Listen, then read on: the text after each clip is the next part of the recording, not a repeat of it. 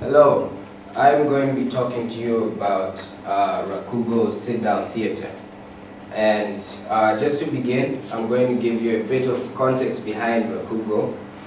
To begin with, it's a Japanese form of theater that began in the 9th to 10th century, and basically it began with the need of Buddhist monks finding a more humorous way to portray their stories, their sermons, basically.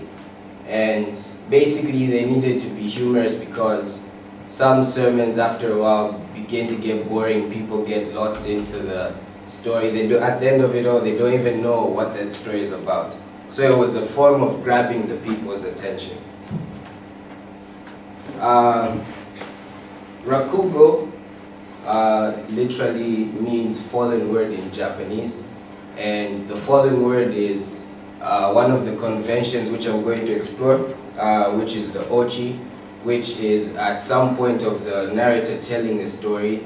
Well, basically the narrator is called the Rakugoka, and he tells a story of any moral that usually is a positive kind of story that someone should learn at the end of the story, because like it began earlier, the Buddhist monks needed a way to give their sermons. So that form has continued, and it always needs a moral at the end of the story for it to be Rakugo.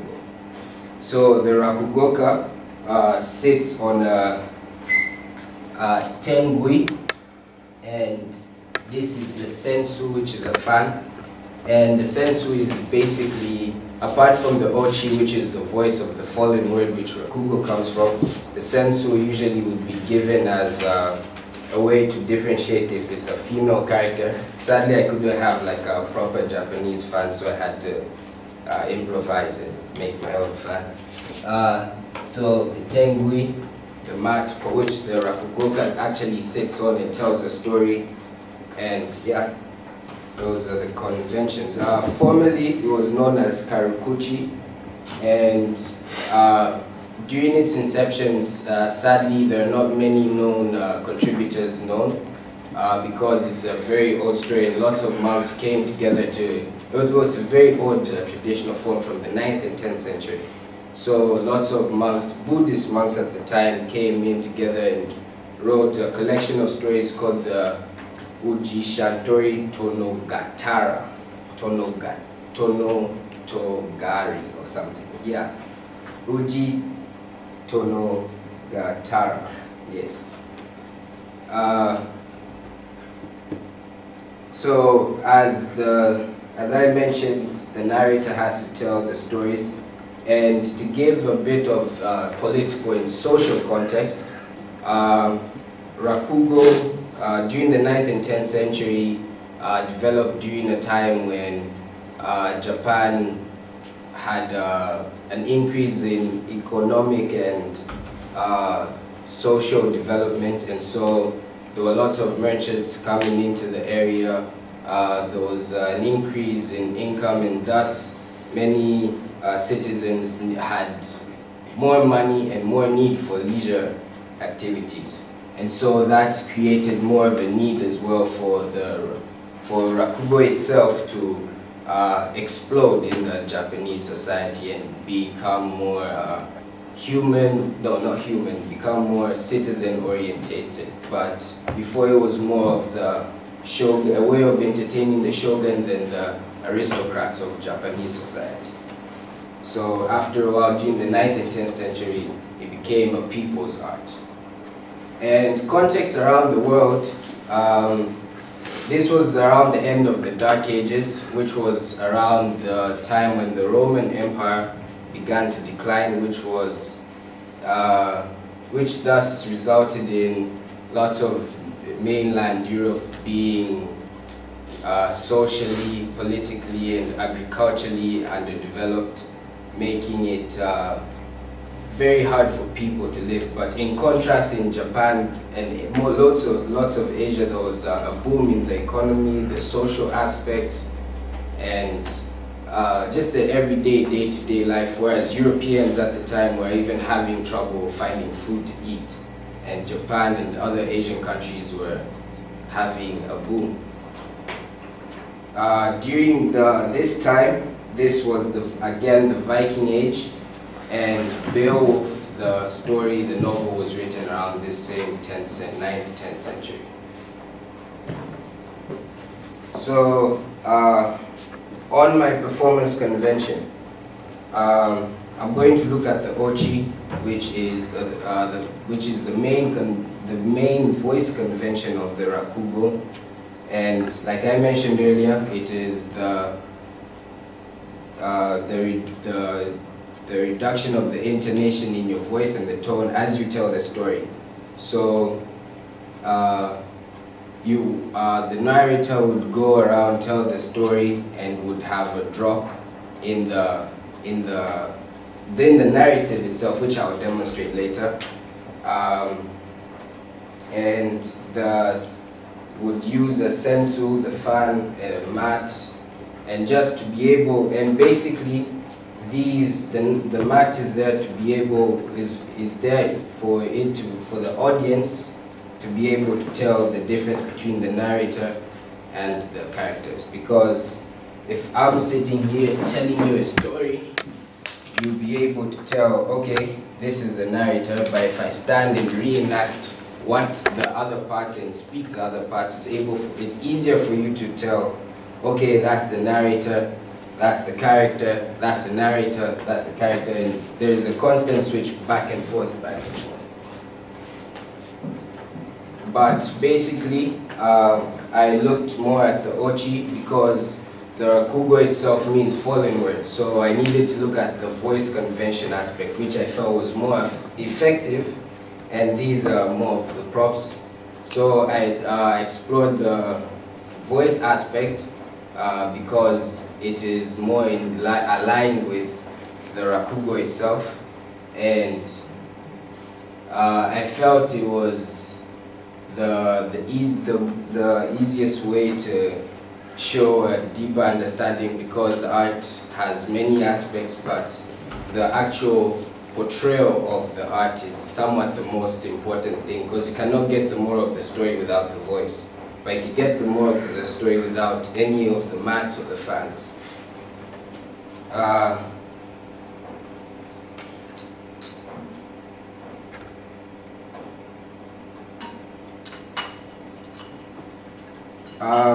Since Rakugo is a very old form, there's sadly not many resources that could be used.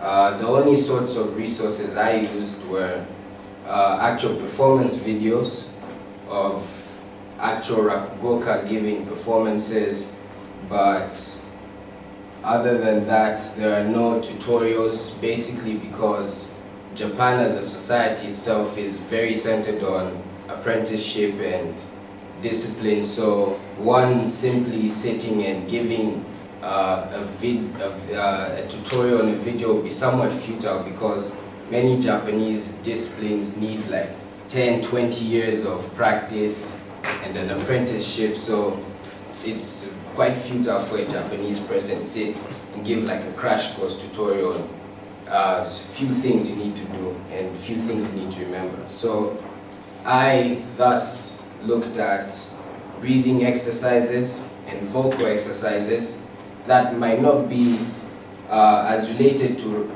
Rakugo as I need them to be, but will at least help me prepare for the breathing and making sure my intonations are correct, the timing is fine, and I also experimented with how placing intonations at different aspects would thus change how effective the story appears. And at this point in time, I'll give you a story.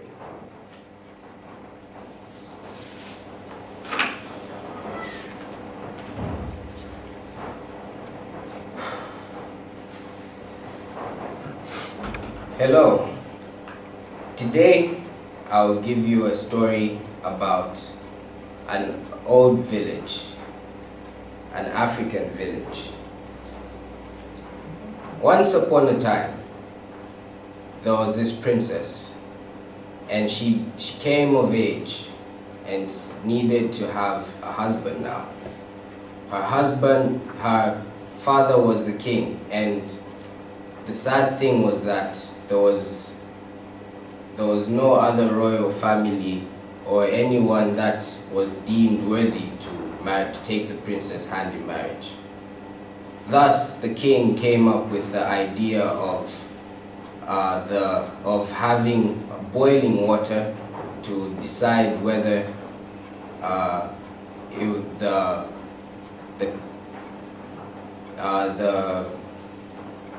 the man deemed worthy for the princess would be brave enough and courageous enough.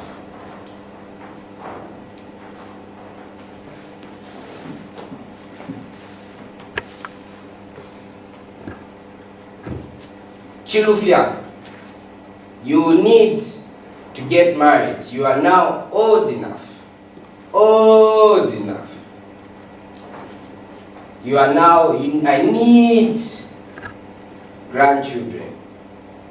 You are old enough. You now need to take over from my ruling. Do you understand? This dynasty of ours cannot last long without you getting married.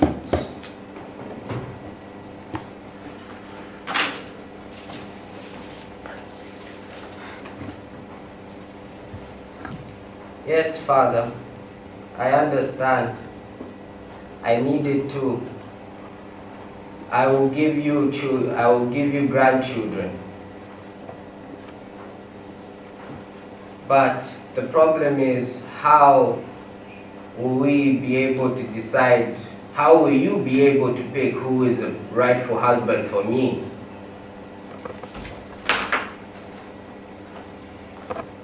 Do not worry, my daughter. I have the perfect thing for you.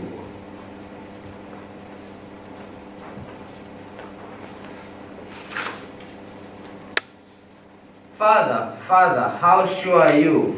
It needs to be the right man who will take over from you. At least they need to be half the man that you are.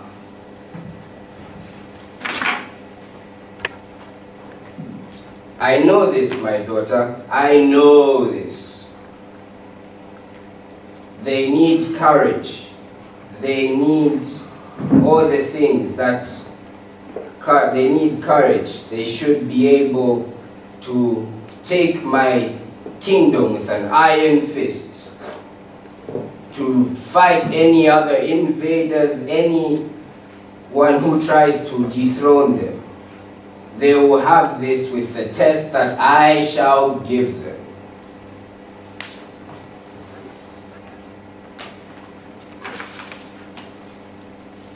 Thank you, Father.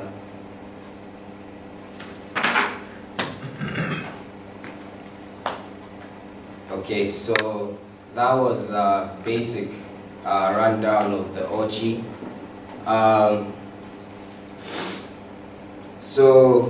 There were moments when there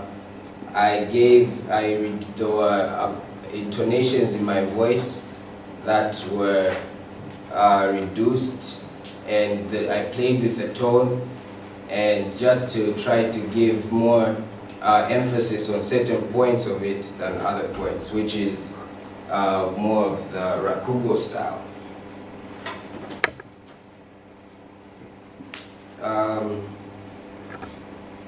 The effect on me as a learner,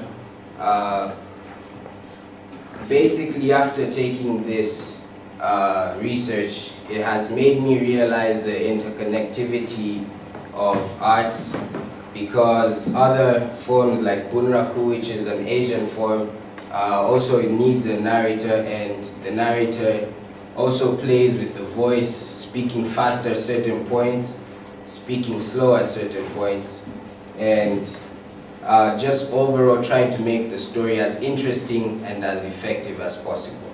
Obviously, I couldn't really give the most effective form that's closest to Rakugo style, because I watched the videos, but after all, there's only the breathing exercises, the videos of the performing itself was effective, but it would be much easier and much more effective if I had tutorial videos, but they couldn't even find any of that. So the effect on me as a reader, as I began to mention, it's helped me realize the interconnectivity. Bunraku, the narrator, which has puppets, he tells stories of the puppets, he gives the perspective of the puppet story and switches back to narration, is almost the same with Rakugo in the sense that there is that switch in finding the more effective form, but trying to still be able to differentiate between the narrator, the character himself, and yeah. So basically, it's helped me realize that arts in general do not develop in vacuums, because Rakugo itself began as with a need to tell morals and sermons in Buddhist groupings and whatnot. So, but has thus lived on and has become a more theatrical, has taken up a more theatrical inclination. So all forms of art need motivation and influence from other forms. No art or no idea is created out of a vacuum. A connection to another tradition is to the Brechtian, in the sense that there's always a moral behind the story. Every story needs to teach the audience member something. Everyone at the end should feel an impact from what they have learned. Sadly, I could not get to a point where you could learn something, get the moral of the story, but basically you could not get the moral of the story because one, I did not have enough time. So I basically needed to focus more on the ochi itself, on how I'm changing the intonation of my voice, the tones and whatnot. But yeah, so the moral of the story is the most important thing, and also the effect of grabbing the audience attention, making sure they stay attentive to you. And that was my presentation. Thank you for listening. Thank you.